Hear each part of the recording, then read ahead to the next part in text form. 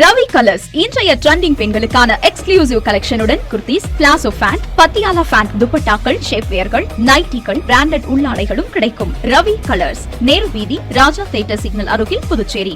வணக்கம். முக்கிய செய்திகள். புதுச்சேரியில் வாக்காளர் படிவம் திரும்ப பெறும் காலக்கெடுவை நீட்டிக்க வேண்டும். அண்ணா திராவிட முன்னேற்றக் கழகம் வலியுறுத்தல். செயல்படாத மகளிர் ஆணையத்திற்கு மலர் வளையம். புதுச்சேரி அனைத்து பெண்கள் கூட்டமைப்பினருக்கும் காவல்துறையினருக்கும் இடையே தள்ளுமுள்ளு. ஏனாம் சுயேட்சை சட்டமன்ற உறுப்பினரின் புதிய அறிவிப்பு. என்ஆர் காங்கிரஸ் பாரதிய ஜனதா கூட்டணியில் திடீர் குழப்பம். புதிய காற்றழுத்த தாழ்வு எதிரொலி. எதிர்வரும் நாட்களில் பலத்த மழைக்கு வாய்ப்புள்ளதாக சென்னை வானிலை ஆய்வு மையம் தகவல். நம்ம பாண்டிச்சேரிக்கு ரிலையன்ஸ் ஃபேஷன் வேர்ல்ட் வந்தாச்சு. குவாலிட்டியான பிராண்டட் ஆடைகள் கம்மியான விலையில. எங்க தெரியுமா? அண்ணா சாலை ரத்னா தியேட்டர் பக்கத்துல இருக்க நம்ம ரிலையன்ஸ் ஃபேஷன் வேர்ல்ட் தான். இங்க கலெக்ஷன்ஸ் எல்லாமே ட்ரெண்டுக்கு ஏத்த மாதிரி இருக்கு. இப்போ தீபாவளி மற்றும் ஓபனிங் ஆஃபரா 1999 ரூபாய்க்கு மேல பர்ச்சேஸ் பண்ற அனைவருக்கும் cello brand dinner set, John Players duffel bag மற்றும் அமெரிக்கன் டூரிஸ்டர் ட்ராலி பேக் போன்ற பரிசுகளும் இருக்கு. Reliance fashion world, number 460, Anna Salai Ratna theatre அருகில், புதுச்சேரி. இனி விரிவான செய்திகள். வாக்காளர் படிவ திரும்ப பெறும் காலக்கெடுவை நீட்டிக்க வேண்டும் என புதுச்சேரி அண்ணா திராவிட முன்னேற்றக் கழக செயலாளர் அன்பழகன் வலியுறுத்தியுள்ளார். புதுச்சேரி மாநில அண்ணா திராவிட முன்னேற்றக் கழக செயலாளர் அன்பழகன் செய்தியாளர்களை சந்தித்தார். அப்போது அவர் புதுச்சேரியில் வாக்காளர் சிறப்பு தீவிர திருத்தப் பணிகள் நடைபெற்று வருவதாக கூறினார்.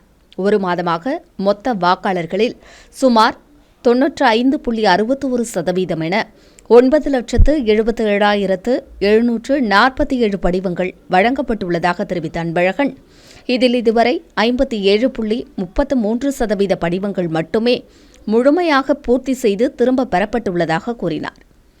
டிசம்பர் 4ஆம் தேதிக்குள் படிவங்கள் பூர்த்தி செய்து ஒப்படைக்கப்படவில்லை என்றால் அவர்களது பெயர்கள் 9ஆம் தேதி வெளியிடப்படும் வரைவு வாக்காளர் பட்டியலில் இடம்பெறாதென மாநில தலைமை தேர்தல் அதிகாரி அறிவித்துள்ள நிலையில் சுமார் 4 லட்சத்திற்கும் மேற்பட்ட விண்ணப்ப படிவங்கள் இதுவரை முழுமையாக பூர்த்தி செய்யப்படாமல் உள்ளதாக அவர் புகார் தெரிவித்தார்.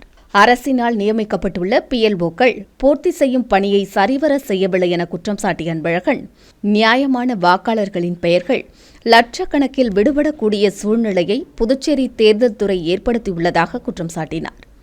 உண்மையான வாக்காளர்கள் பெயர் விடுபடாமல் இருக்க தேர்தல் துறை பொறுப்புணர்ந்து செயல்பட வேண்டும் என்று கூறிய அன்பழகன், தேர்தல் துறை வாக்காளர் திருத்த பணி படிவத்தை திரும்பப் பெறும் காலக்கெடுவை நீட்டிக்க வேண்டும் என்று வலியுறுத்தினார். தொடர்ந்து பேசிய அவர், புதுச்சேரியில் காலத்தோடு உரிய நேரத்தில் அரிசி வழங்கப்படாமல் உள்ளதால் மக்களுக்கு பயனற்றதாக உள்ளது என குற்றம் சாட்டினார். வெளிமாநில மொத்த வியாபாரிகள் அரசு சார்பில் வழங்கப்படும் இலவச அரிசியை குறைந்த விலைக்கு வாங்கி செல்வதாக புகார் தெரிவித்த அன்பழகன், புதுச்சேரி அரசு இலவச அரிசியை வெளி மாநிலத்திற்கு கடத்தும் சூழ்நிலை உருவாகியுள்ளதாக கூறினார்.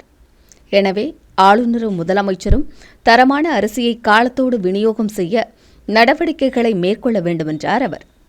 நடவடிக்கைகள் எடுக்கப்படவில்லை எனில் சிகப்பு நிற அட்டைகளுக்கு 1000 ரூபாயும், மஞ்சள் நிற அட்டைகளுக்கு 500 ரூபாய் என பயனாளிகளின் வங்கிக் கணக்கில் செலுத்த நடவடிக்கைகள் எடுக்க வேண்டும் என்றும், இதனால் ஊழல் முறைகேடுகள் எதுவும் நடைபெற வாய்ப்பில்லை என்றும் அன்பழகன் கூறினார். பொதுவாக தேர்தல் சம்பந்தமா பொதுமக்களிடம் வழங்கப்பட்ட விண்ணப்ப படிவத்தை முழுமையா பூர்த்தி செய்து பெற வேண்டியது அரசின் கடமை. அது சம்பந்தமான அந்த PLOடைய கடமை. தலைமை தேர்தல் துறை அதிகாரி மக்களுக்கு கட்டளை இதோட நிறுத்திட்டு இந்த பணி செய்யக்கூடிய அந்த அரசு ஊழியர்களுக்கு முதல்ல அவர் கட்டளை வேண்டும். சின்ன சின்ன அற்ப காரணத்துக்காக அந்த பூர்த்தி செய்யப்பட்ட விண்ணப்ப படிவங்களை சம்பந்தப்பட்ட அரசு ஊழியர்கள் பொதுமக்களிடம் பெறாமலேயே அந்த விண்ணப்ப படிவத்தை அவங்ககிட்ட ஒப்படைக்கிறாங்க. இது புதுச்சேரி மாநில தேர்தல் துறையினுடைய ஒரு சரியான வழிகாட்டுதல் இல்லாத முதல் காரணம். நீங்க ஏறத்தாழ 10 லட்சம் பேருக்கு ஃபார்ம் கொடுத்துக்கிறீங்க. ஆனா நீங்க பெறப்பட்டது பார்த்தீங்கன்னா 5,30,000 ஃபார்ம் தான் நீங்க வாங்கியிருக்கீங்க. பெண்களுக்கு எதிரான பிரச்சினைகளுக்கு குரல் கொடுக்காத புதுச்சேரி மகளிர் ஆணையத்தை கண்டித்து மலர் வளையம் வைக்க முயன்ற அனைத்து பெண்கள் கூட்டமைப்பினரை காவல்துறையினர் கைது செய்தனர். நவம்பர் 25 வன்முறை எதிர்ப்பு தினம் என்பதால் பெண்களுக்கு எதிரான பிரச்சினைகளுக்கு குரல் கொடுக்காத புதுச்சேரி மகளிர் ஆணையத்தை கண்டித்து மலர் வளையம் வைக்கும் போராட்டத்தில் ஈடுபடப் போவதாக அனைத்து பெண்கள் கூட்டமைப்பினர் ஏற்கனவே அறிவித்திருந்தனர். அதன்படி இந்திரா காந்தி சிலை அருகே பெண்கள் கூட்டமைப்பினர் திரண்டனர். அங்கிருந்த ஊர்வலமாக நடேச நகரில் உள்ள மகளிர் ஆணையம் நோக்கி புறப்பட்டனர். ஊர்வலத்திற்கு ஜனநாயக மாதர் சங்க செயலாளர் அன்பரசி ஜூலியட் தலைமை வகித்தார். சமூக பெண்கள் பாதுகாப்பு அறக்கட்டளை குணபூஷணம், அகில இந்திய பெண்கள் முற்போக்கு கழக பொதுச் செயலாளர் விஜயா, மகளிர் விடுதலை இயக்கம் லக்ஷ்மி, சத்யா, உமா உட்பட பெண்கள் பலர் கலந்து கொண்டனர். புதுச்சேரி மாநில பெண்களின் பிரச்சினைகளுக்கு தீர்வு காணாமல் உள்ள மகளிர் ஆணையம் செயல்பாடுகளை கண்டிக்கும் விதமாக கோஷங்களை எழுப்பியபடி மலர் வளையத்துடன் அவர்கள் வந்தனர். அவர்களை மகளிர் ஆணையம் செல்ல விடாமல் காவல்துறையினர் தடுத்து நிறுத்தியதால் போராட்டக்காரர்களுக்கும் காவல்துறையினருக்கும் இடையே தள்ளுமுள்ளு ஏற்பட்டது. தொடர்ந்து மகளிர் ஆணையத்தை கண்டித்து அவர்கள் கோஷங்களை எழுப்பினர். மலர் வளையத்தை காவல்துறையினர் பறித்துக் கொண்டு போராட்டம் நடத்தியவர்கள் 25 பேரை கைது செய்தனர். போராட்டம் காரணமாக அப்பகுதியில் சிறிது நேரம் பரபரப்பு ஏற்பட்டது.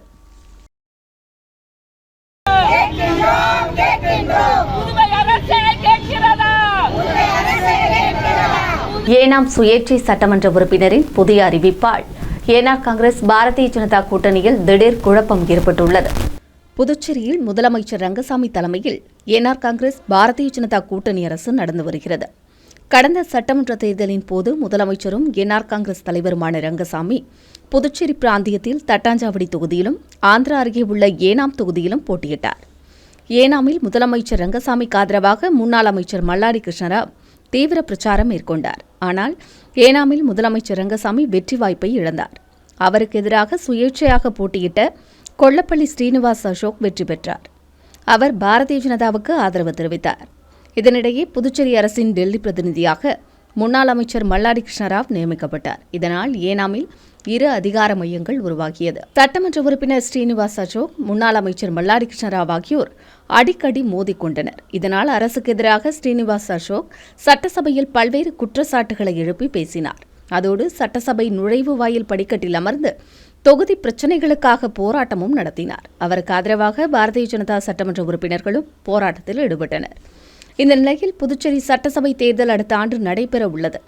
இந்த முறை பாரதிய ஜனதா ஆதரவோடு ஏனாம் தொகுதியில் மீண்டும் போட்டியிடுவேன் என சுயேட்சை சட்டமன்ற உறுப்பினர் ஸ்ரீனிவாஸ் அறிவித்துள்ளது பரபரப்பை ஏற்படுத்தியுள்ளது. இதுகுறித்து அவர் வெளியிட்டுள்ள அறிக்கையில், கடந்த தேர்தலில் சுயேட்சையாக வெற்றி பெற்றது முதல் தேசிய ஜனநாயக கூட்டணி அரசுக்கு தொடர்ந்து ஆதரவு அளித்து வருவதாக கூறியுள்ளார். ஏனாம் மக்களின் விருப்பப்படி எதிர்காலத்தில் மட்டுமல்ல வருகிற தேர்தல்களிலும் பாரதிய ஜனதா ஆதரவோடு போட்டியிடுவதாகவும் தெரிவித்துள்ளார். ஏனாம் தொகுதியில் தொடர்ந்து 5 முறை போட்டியிட்டு வெற்றி பெற்ற மல்லாடி கிருஷ்ணராவ் இந்த முறை தேர்தலில் மீண்டும் போட்டியிடுவார் என எதிர்பார்க்கப்படுகிறது. இதற்காக அவர் ஏனாம் தொகுதியில் பல்வேறு பணிகளையும் செய்து வருகிறார். தேர்தலில் என்ஆர் காங்கிரஸ் பாரதிய ஜனதா கூட்டணி தொடரும் பட்சத்தில் ஏனாம் தொகுதி யாருக்கு ஒதுக்கப்படும் என்ற கேள்வி எழுந்துள்ளது. இதனால் என்ஆர் காங்கிரஸ் பாரதிய ஜனதா கூட்டணியில் குழப்பம் உருவாகியுள்ளது. வங்கக்கடலில் புயல் சின்னம் வலுவடைந்துள்ள நிலையில் தமிழகம் புதுச்சேரியில் பலத்த மழைக்கு வாய்ப்புள்ளதாக சென்னை வானிலை ஆய்வு மையம் தெரிவித்துள்ளது. வங்கக்கடலில் உருவாகும் புயல் சின்னம் காரணமாக தமிழகம் மற்றும் புதுச்சேரியில் வருகிற நாட்களில் பலத்த மழைக்கு வாய்ப்புள்ளதாக வானிலை ஆய்வு மையம் அறிவித்துள்ளது. இந்த புயல் சின்னமானது சென்னைக்கும் நாகைக்கும் இடையே கரையை கடக்கும் என்று வானிலை மையம் அறிவித்துள்ள நிலையில் சென்னையில் 29ஆம் தேதி மிக கனமழைக்கான ஆரஞ்சு எச்சரிக்கை விடுக்கப்பட்டுள்ளது. மேலும் மலாக்கா ஜலசந்தி மற்றும் அதை ஒட்டிய மலேசிய பகுதியில் நிலவிய ஆழ்ந்த காற்றழுத்த தாழ்வு பகுதியானது அதே இடத்தில் நீடிப்பதால் அடுத்த 6 மணி நேரத்தில் காற்றழுத்த தாழ்வு மண்டலமாக மாறக்கூடும் என்றும் தெரிவிக்கப்பட்டுள்ளது. இது வடமேற்கு திசையில் நகர்ந்து அடுத்த 48 மணி நேரத்தில் தெற்கு வங்கக்கடல் பகுதியில் புயலாக வலுப்பெறக்கூடும் என்றும் தெரிவிக்கப்பட்டுள்ளது. இந்நிலையில் 28ஆம் தேதி கடலோர தமிழகத்தில் ஒரு சில இடங்களிலும் உள் தமிழகத்தில் ஓரிரு இடங்களிலும் புதுச்சேரி மற்றும் காரைக்கால் பகுதிகளில் இடி மின்னலுடன் கூடிய லேசானது முதல் மிதமான மழை பெய்யக்கூடும் என்றும் அறிவிக்கப்பட்டுள்ளது. இதேபோல் 29ஆம் தேதி வட கடலோர தமிழகத்தில் அநேக இடங்களிலும் புதுச்சேரி மற்றும் காரைக்கால் பகுதிகளில் லேசானது முதல் மிதமான மழை பெய்யக்கூடும் என்றும் அறிவிக்கப்பட்டுள்ளது. இந்நிலையில் 25ஆம் தேதி புதுச்சேரியில் காலை முதலே வெயிலின் தாக்கம் அதிகமாக காணப்பட்டது. மாதிரி ஒரு ரூம் ஸ்டே, அதுவும் மாடியில இப்படி ஒரு ஸ்விம்மிங் பூலோட ஜஸ்ட் ஃபார் ஹெட்க்கு 1000 rupees சொன்னா நீங்க நம்புவீங்களா? ஒரு பெரிய living hall, dining hall, kitchen and பெட்ரூமோட பக்காவா இருக்க ரூம் ஸ்டே தான் நம்ம NMS கிராண்ட் வியூ. ஃபேமிலிக்கு, கப்பிள்ஸ்க்கு அண்ட் பேச்சுலர்ஸ்க்குன்னு எல்லாருக்கும் ஏத்த மாதிரி எக்கச்சக்கமான ரூம்ஸ் இருக்கு. NMS grand view, number 100, SV Patel சாலை, ஹெரிடேஜ் நகரம், புதுச்சேரி. புதுச்சேரி மாநில மாநாடு மற்றும் தமிழக கேபிள் டிவி ஆபரேட்டர்கள் பொதுநலச் சங்கத்தின் 25ஆம் ஆண்டு வெள்ளி விழாவில் சிறப்பு அழைப்பாளராக முதலமைச்சர் ரங்கசாமி கலந்து கொண்டு சிறப்புரையாற்றினார். புதுச்சேரி மாநில மாநாடு மற்றும் தமிழக கேபிள் டிவி ஆபரேட்டர்கள் பொதுநலச் சங்கத்தின் 25ஆம் ஆண்டு வெள்ளி விழா புதுச்சேரி புசி வீதியில் உள்ள தனியார் திருமண நிலையத்தில் நடைபெற்றது. விழாவில் இந்திய கம்யூனிஸ்ட் கட்சியின் மாநில செயலாளர் சம்பத் அனைவரையும் வரவேற்றார். இந்திய கம்யூனிஸ்ட் கட்சியின் கௌரவ தலைவர் சலீம் துவக்க உரையாற்றினார். கம்யூனிஸ்ட் கட்சியின் மாநில தலைவர் பாஸ்கரன் தலைமை உரையாற்ற மாநில பொருளாளர் முருகன் வரவு செலவு அறிக்கையை வாசித்தார். மாநில துணைத் தலைவர் சண்முக சுந்தரம் விளக்க உரையாற்றினார். அருணகிரி, ஆனந்தன், குமரேசன் உள்ளிட்ட பலர் விழாவில் வாழ்த்துரை வழங்கினர். சிறப்பு அழைப்பாளராக முதலமைச்சர் ரங்கசாமி கலந்து கொண்டு சிறப்புரையாற்றினார். தொடர்ந்து எதிர்கால திட்டங்கள் குறித்து நிறுவனர் சகிலன் விளக்க உரையாற்றினார். விழாவில் விழுப்புரம், கள்ளக்குறிச்சி, மரக்காணம், சென்னை உள்ளிட்ட பல்வேறு பிரதிநிதிகள் கலந்து கொண்டனர். இறுதியாக மாநில துணைத் தலைவர் ரமேஷ் விழாவிற்கு வருகை தந்த அனைவருக்கும் நன்றி கூறினார்.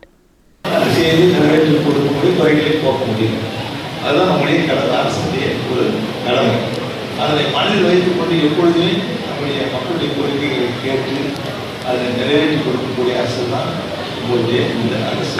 கதிர்காமம் தொகுதி திராவிட முன்னேற்றக் கழகம் சார்பில் நடைபெற்ற கூட்டத்தில் திராவிட முன்னேற்றக் கழக அமைப்பாளரும் சட்டமன்ற உறுப்பினருமான சிவா கலந்து கொண்டு பல்வேறு ஆலோசனைகளை வழங்கினார். புதுச்சேரி கதிர்காமம் தொகுதி திராவிட முன்னேற்றக் கழக நிர்வாகிகள் ஆலோசனைக் கூட்டம் வழுதாவூர் சாலையில் உள்ள கட்சி அலுவலகத்தில் நடைபெற்றது. கூட்டத்திற்கு தொகுதி தலைவர் வடிவேலு தலைமை தாங்கினார். சிறப்பு அழைப்பாளராக மாநில அமைப்பாளரும் சட்டமன்ற உறுப்பினருமான சிவா கலந்து கொண்டு பல்வேறு ஆலோசனைகளை வழங்கி வாக்காளர் மறுசீரமைப்பு திருத்தம் குறித்து விரிவாக எடுத்துக் கூறினார். கூட்டத்தில் கட்சி நிர்வாகிகள் விழிப்புடன் செயல்பட வேண்டுமென்றும் வருகிற 2026 சட்டமன்ற தேர்தலை எப்படி எதிர்கொள்வது என்றும் ஆலோசிக்கப்பட்டது. மேலும் தமிழக துணை முதலமைச்சர் உதயநிதி ஸ்டாலின் பிறந்தநாள் விழாவை சிறப்பாக கொண்டாட ஆலோசனைகள் வழங்கப்பட்டன. கூட்டத்தில் மாநில நிர்வாகிகள், கதிர்காமம் தொகுதி நிர்வாகிகள், மகளிர் அணியினர் உட்பட ஏராளமானோர் கலந்து கொண்டனர். உருளையன்பேட்டை தொகுதியில் சமூக நலத்துறை சார்பில் நடைபெற வேண்டிய பணிகள் குறித்து துறை இயக்குநர் ராகினியை நேரில் சந்தித்து தொகுதியின் சட்டமன்ற உறுப்பினர் ஆலோசனை நடத்தினார். உருளையன்பேட்டை தொகுதிக்குட்பட்ட மக்களுக்கு சமூக நலத்துறை மூலம் நடைபெற வேண்டிய பணிகள் குறித்து உருளையன்பேட்டை தொகுதி சட்டமன்ற உறுப்பினரும் நமது மக்கள் கழக தலைவருமான நேரு சமூக நலத்துறை இயக்குநர் ராகினியை நேரில் சந்தித்து தொகுதிக்கு உட்பட்ட தகுதியுடைய மாற்றுத்திறனாளிகளுக்கு 3 சக்கர வாகனங்கள் மற்றும் மாற்றுத்திறனாளிகளுக்கான மாதந்தோறும் வழங்கப்படும் உதவித்தொகை வழங்குவது குறித்து ஆலோசனை மேற்கொண்டார். ஆலோசனையில் சமூக நலத்துறை அதிகாரிகள் மற்றும் நமது மக்கள் கழக பிரமுகர்கள் பலர் உடனிருந்தனர். மத்திய பாரதிய ஜனதா அரசு கொண்டு வந்துள்ள 4 தொழிலாளர் தொகுப்பு சட்டங்களை கண்டித்து புதுச்சேரி AITUC சார்பில் ஆர்ப்பாட்டம் நடைபெற்றது. புதுச்சேரி மாநில AITUC சார்பில் கருவடிக்குப்பம் சிவாஜி சிலை அருகே கண்டன ஆர்ப்பாட்டம் நடைபெற்றது. ஆர்ப்பாட்டத்திற்கு மாநில செயலாளர் சிவக்குமார் தலைமை தாங்கினார். சோசலிஸ்ட் கம்யூனிஸ்ட் கட்சியின் மாநில செயலாளர் லெனின் துரை கண்டன உரையாற்றினார். AITUC பொருளாளர் முத்து, மார்க்சிய பெரியாரிய பொதுவுடைமை கட்சித் தலைவர் திருநாவுக்கரசு, கமிட்டி உறுப்பினர்கள் ஞானசேகரன், சத்யா, குமரன், தென்னரசு, பாலாமணி உட்பட பலர் ஆர்ப்பாட்டத்தில் கலந்து கொண்டனர். மத்திய பாரதிய ஜனதா அரசு கொண்டு வந்துள்ள 4 தொழிலாளர் தொகுப்பு சட்டங்களை கண்டித்தும் அதை திரும்ப பெற வலியுறுத்தியும் ஆர்ப்பாட்டம் நடத்தப்பட்டது குறிப்பிடத்தக்கது. போராடி பெற்ற சட்டங்களை 44 சட்டங்களை மீண்டும் கொண்டு வா. AITUC நாடு முழுவதும் போராட்டம். நெட்டப்பாக்கம் கொம்யூன் பஞ்சாயத்து ஆணையர் ரமேஷ் அதிரடி நடவடிக்கையால் கழிவுநீர் செல்ல தடையாக இருந்த ஊரல் வாய்க்கால் பகுதியில் ஆக்கிரமிப்புகள் அகற்றப்பட்டன. நெட்டப்பாக்கம் தவளக்குப்பம் போக்குவரத்து சாலையில் கழிவுநீர் பல மாதங்களாக தேங்கிய நிலையில் காணப்பட்டது. இதனால் அப்பகுதியில் வாகனங்களில் செல்வோர் மற்றும் நடந்து செல்வோர் பெரும் சிரமத்திற்கு ஆளாகி வந்தனர். இதுகுறித்து பாட்டாளி மக்கள் கட்சி தொகுதி தலைவர் காந்திதாஸ் தலைமையில் அப்பகுதி பொதுமக்கள் நெட்டப்பாக்கம் கொம்யூன் பஞ்சாயத்து ஆணையர் ரமேஷிடம் மனு அளித்தனர். மனுவை பெற்றுக்கொண்ட நகராட்சி ஆணையர் ரமேஷ் கழிவுநீர் தேங்கிய பகுதிகளை ஆய்வு மேற்கொண்டார். கரியமாணிக்கம், நெட்டப்பாக்கம் பகுதிகளில் உள்ள வீடுகளில் இருந்து வரும் கழிவுநீர் ஊரல் வாய்க்காலுக்கு வந்தடைந்த நிலையில் அதை சிலர் மண் கொட்டி செல்ல விடாமல் தடுத்தது தெரியவந்தது. உடனடியாக கொம்யூன் பஞ்சாயத்து ஆணையர் ரமேஷ் மற்றும் பொதுப்பணித்துறை அதிகாரிகளுடன் சென்று ஜேசிபி எந்திரம் மூலம் அப்பகுதியில் காணப்பட்ட ஆக்கிரமிப்புகளை அகற்றம் செய்தனர். இதையடுத்து கழிவுநீர் சாலையில் தேங்காமல் சென்றதால் பொதுமக்களும் சாலையில் செல்பவர்களும் நிம்மதியடைந்தனர்.